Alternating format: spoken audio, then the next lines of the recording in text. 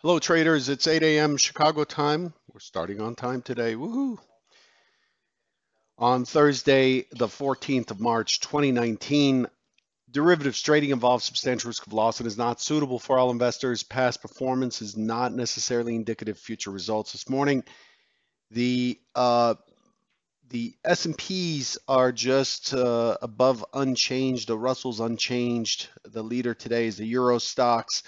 Crude oil picking up again, but only 22 cents, trading at 58.48. There was news from OPEC and Iraq this morning saying that they want prices in the 60 to $65 range, I think.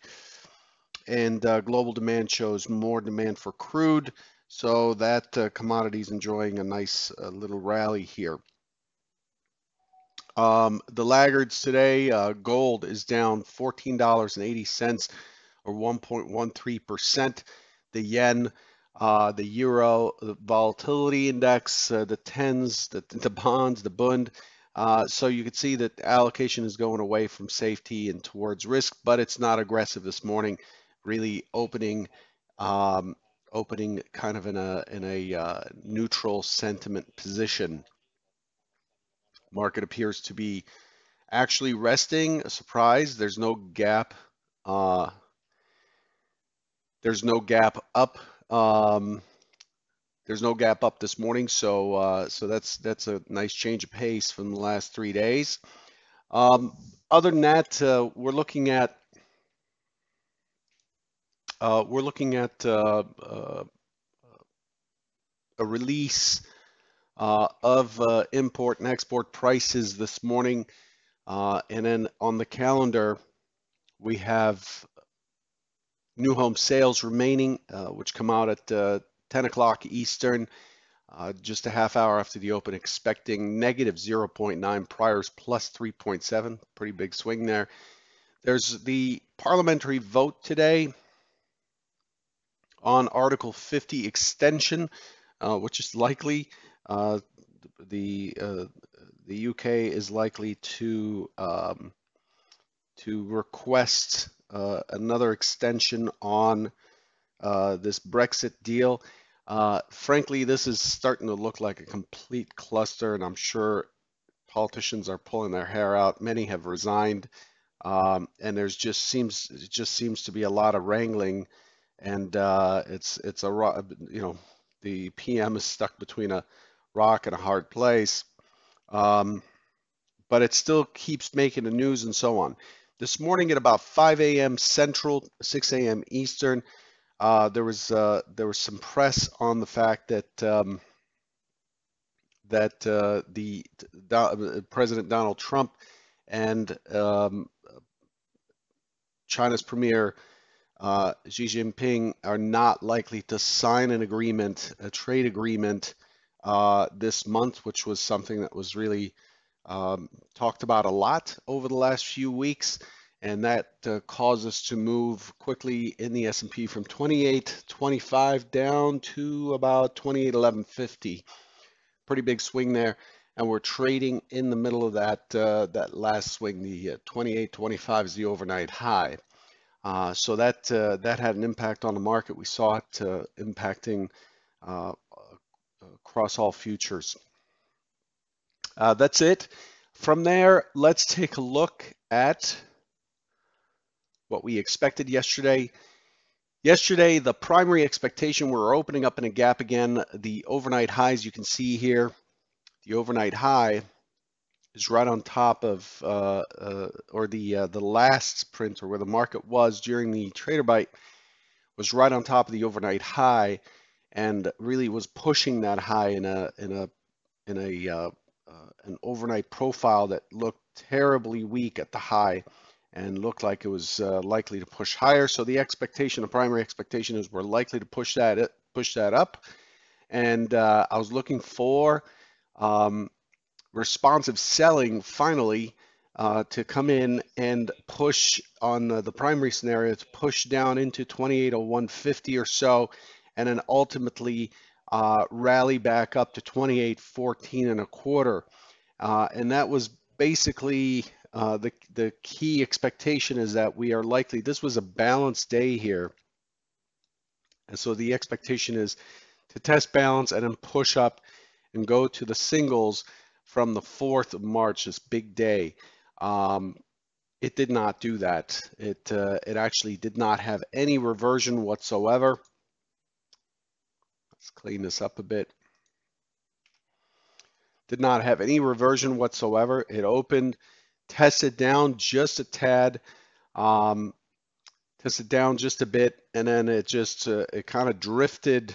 It was an open auction out of range, drifted upwards, and then finally broke out and pushed right into 28, 23 or so, consolidated. This created an impulse right here, consolidated, and then we have a continuation and then the corrective move. So the 15-minute traded fairly reasonably yesterday, but there was no push back into the prior range. Really was hoping for 28.0150 or so to get on along to rotate to 14. The estimate of 14 is based on us moving down about 5 more points, and that did not happen.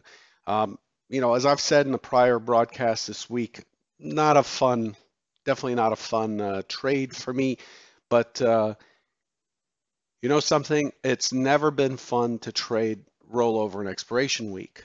Traditionally, I've taken this week off 4 times a year to go do something else, usually travel. Generally, my statistics, my performance metrics show that I take on a significant amount of risk for the return during this rollover and expiration weeks. They're a little tougher, a little noisier to trade, and on top of that, I'm missing the pleasure of having good volume read, a good delta read while this is happening because of the rollover. Now, speaking of rollover, all of you have access to this.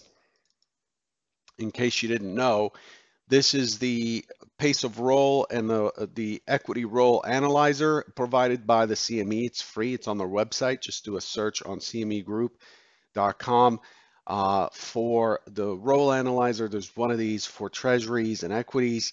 And this is the pace of the roll of the minis right here. Okay. And let me change my pen just to go over quickly how to use this. So the pace of roll, the one we care about, this is for the bigs. This is for the minis. And you can pull up the NASDAQ, you can pull up whatever. You can change this and it'll show you what the pace of roll is for various other products, as you can see on the top, Russell, whatever, for whatever your product is. So there's the NASDAQ, but let's go back to the S&P for a minute. It's kind of slow. And the pace of the roll shows this graph down here shows essentially historically based on the days from expiration, which is the zero line. We're at 1 right now because it's Thursday and expiration is Friday. It shows by the time the zero line is done how the open interest has moved into the front contract, and then the back month being March. It shows how the open interest is moving, and what we want to do is compare the orange line, which is the current roll right there, this orange line, compare it to what's happening in this band. And we can estimate, not based on the percentages here, but based on the percentages of this band, the average on that band, we can tell how much the contracts have rolled from March to June. They have to do so before 8:30 a.m. Central tomorrow. Before the open tomorrow, everybody that has an open position in March has to open it in June, or just be delivered on that financially settled on their March contract without holding a position in June. So it's better to do a calendar spread, which trades at a much smaller increment, and it's much more efficient to just do a calendar spread and roll your March into June. And that's what rollover is about. Okay, so as you can see, the pace of the roll is above the average and on the edge of the upper band of the min-max, which tells us that the roll is pretty much done already. It lagged early on. It lagged in this segment here, but you could see it got ahead. It got ahead on this rally.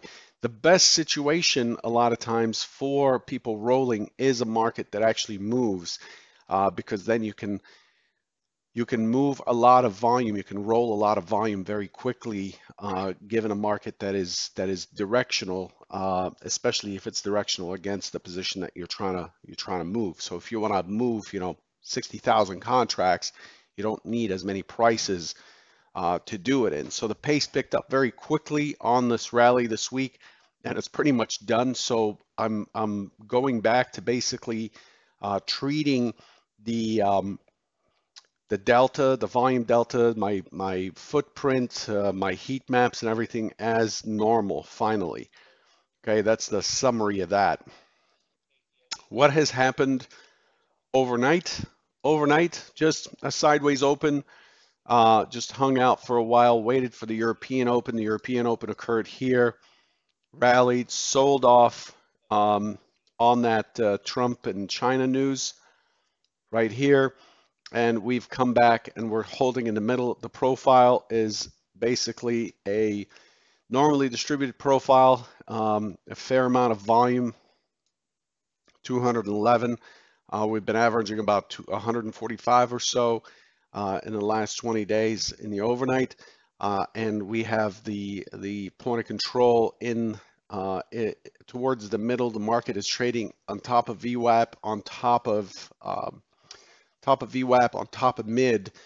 So it's nondescript at the moment. We are just the overnight session essentially traded inside of the prior day's range and has tested across the entire value area. The value area for yesterday is right there. It's 28.2275 to 28.1350. So the overnight session is not telling us so much. It's just saying, look, we've tested up, we've tested down, and we're in the middle. So we are in balance.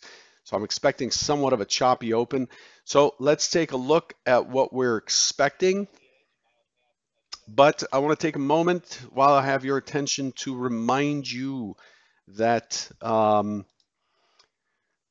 next Thursday, we have a public, holding a public trader spotlight. It's today's the first anniversary of the launch of convergenttrading.com, and we're having Ira Harris next Thursday at 4:30 Eastern to come on, and he's got 42 years of trading experience. I thought it was 32. It was actually 42 years experience. And he's a global macro trader. In other words, he looks at the market. He is also an advisor to various funds. He looks at the market in a bigger picture, OTF style, rather than intraday. He's looking at where the different forces are in the market and how money's moving around, and that would be a very stark contrast to the way we look at the market as day traders. So I thought he'd be very interesting to have on. I met him personally during a shooting of a TV show, and and he was just full of information. So I felt that he would be a great guest. So that's next Thursday. You can register by going to the link in the YouTube description, this Trader Byte YouTube description, or you can find it on my Twitter, twitter.com/futures trader 71. Here's what we're looking at for today. Today, open auction. In range, we are in range. In value, the overnight session is balanced, where we've got the overnight point of control above us. We've got the yesterday's point of control below us, and we have this kind of megaphone style close from yesterday. I'm expecting a lot of chop this morning, expecting it to chop quite a while. We'll wait for the numbers to come out at half past the top of the hour after the open, and then I'm looking for it to test down, consolidate, push up, and then potentially push this high. Now, I wanted to look at the big picture for a minute, actually, which I forgot. In fact, let me do that because it's so important to see what's happening here. We've got a big area of confluence. We have these tops here. If you have the flex levels, which are public, you'll see that there's a lot of confluence up here between 28.27 and 28.75 in the adjusted June contract, and we're pushing into this area, and I'm expecting a stall up here. These are tough high swings that we broke down from. We're likely to run into a fair amount of resistance in here. So it started yesterday, and I'm expecting that we are likely to see that, encounter that today. So open auction, likely to test lower, push up the high, go retest yesterday's high, and finish somewhere in the middle. That's the expectation for today. Okay, that's the primary expectation for today, and that is the wrong color, but we're good. The secondary is an open auction that drifts up in line with what we've done for the last couple of days, pushes the overnight high, consolidates, attempts to take out the high, moves down, and then starts to flush a little bit into the overnight low. I'm still expecting it to hold somewhere in the middle, but it's a question of do we test lower or higher? Here's the important part. Here's the important part. The important part is I'm going to fade whatever tests happens first. So whether it's scenario one and it tests down before it pushes higher into the overnight high, or if it's scenario two or it grinds up into the overnight high and tests that to fail back into the range, that first test I'm going to look to take. I'm going to look to take on a first try basis. And I'm going to be looking for a market that is trading from the outside in. I'm not expecting a trend today. We looked like we were trending a little bit yesterday. Yesterday's profile looked a little trendy, a little thin and discovery style. But today I'm expecting it to be really choppy and for it to rest against these key areas below. If we're going to test the swing highs that I talked about from way in October and way in November, then we're likely needing to gather some energy for that. So we're likely to balance out, flag out, coil, triangle, wedge, whatever, before we even try to do that. And today is not likely to be that day. The probabilities are against today being the day that continues the trend. That's all I have for you. Good luck. And again, don't forget to register for next Thursday's webinar. There will be a Q&A. There will be a Q&A after the panel discussion, and we'll just take it from there. Hopefully we'll learn something. Good luck today, and I'll catch you tomorrow morning. Take care.